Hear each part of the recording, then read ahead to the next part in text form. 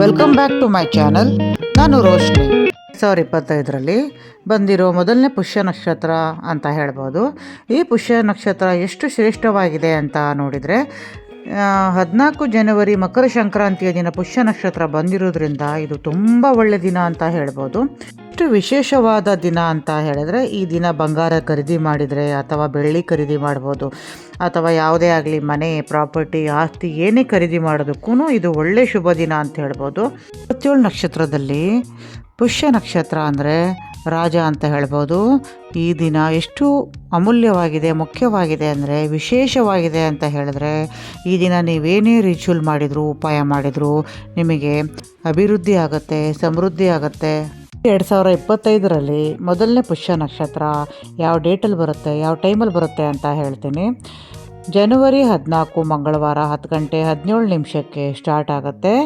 ಹಾಗೆ 15 ಜನವರಿ ಬುಧವಾರ 10 ಗಂಟೆ 28 ನಿಮಿಷವರೆಗೂ ಇರುತ್ತೆ. ಮಕರ ಸಂಕ್ರಾಂತಿ 14ನೇ ತಾರೀಕು ಜನವರಿ ಬಂದಿರೋದ್ರಿಂದ, ಈ ದಿನ ಪುಷ್ಯ ನಕ್ಷತ್ರ ಇರೋದ್ರಿಂದ ಇದು ತುಂಬ ವಿಶೇಷವಾದ ದಿನ ಅಂತ ಹೇಳ್ಬೋದು. ನಿಮಗೇನೇ ಬಂದಿರೋ ಸಮಸ್ಯೆ ಇದ್ದರೂ ಕೂಡ ಈ ದಿನ ನೀವು ಉಪಾಯ ಮಾಡಿದರೆ, ರಿಚುವಲ್ ಮಾಡಿದರೆ, ಆಚರಣೆ ಮಾಡಿದ್ರೆ ನಿಮಗೆಲ್ಲ ಕಷ್ಟಗಳು ದೂರ ಆಗುತ್ತೆ, ನಿಮ್ಮ ಇಷ್ಟಾರ್ಥ ಸಿದ್ಧಿ ಆಗುತ್ತೆ. ಈ ದಿನ ನೀವೇನು ಮಾಡಬೇಕು ಅಂತ ಹೇಳಿದ್ರೆ, ಮೊದಲಿಗೆ ಒಂದು ಖೀರ್ ರೆಡಿ ಮಾಡಿ, ಅಂದರೆ ಪಾಯಸ, ಅಕ್ಕಿ ಪಾಯಸವನ್ನು ರೆಡಿ ಮಾಡಿ, ಅದಕ್ಕೆ 1 ಚಿಟಕಿ ಕೇಸರಿ ದಳವನ್ನು ಹಾಕಿ, 1-2 ದಳ ತುಳಸಿ ದಳವನ್ನು ಹಾಕಿ, ವಿಷ್ಣು ಮಂದಿರಕ್ಕೆ ಅಥವಾ ಲಕ್ಷ್ಮೀನಾರಾಯಣ ಇರುವ ದೇವಸ್ಥಾನದಲ್ಲಿ ಎಡೆ ಮಾಡಿ ಎಲ್ಲ ಬಂದಿರುವವರಿಗೂ ಭಕ್ತಾದಿಗಳಿಗೆ ಕೊಡಿ. ಜೊತೆಗೆ ನಿಮ್ಮ ಮನೆಯ ಸದಸ್ಯರಿಗೂ ಕೂಡ ಈ ಪ್ರಸಾದವನ್ನು ಕೊಟ್ಟು ನೀವೆಲ್ಲವನ್ನು ಸ್ವೀಕರಿಸಿ.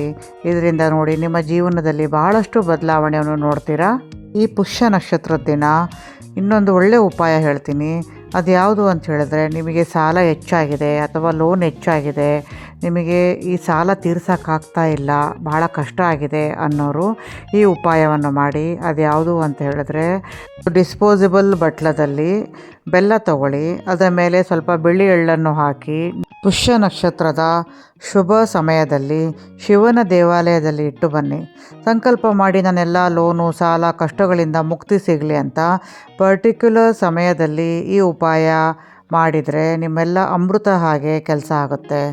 ಪುಷ್ಯ ನಕ್ಷತ್ರದ ದಿನ ಸ್ವಲ್ಪ ಅಕ್ಕಿ ತಗೊಳ್ಳಿ, ಹಾಗೆ ಒಂದು ಬೆಳ್ಳಿಯ ಕಾಯಿನ್ ತಗೊಳ್ಳಿ. ಇದು ಎರಡೂ ಕೂಡ ಒಂದು ಬಿಳಿ ಬಟ್ಟೆಯಲ್ಲಿಟ್ಟು ಕಟ್ಟಿ.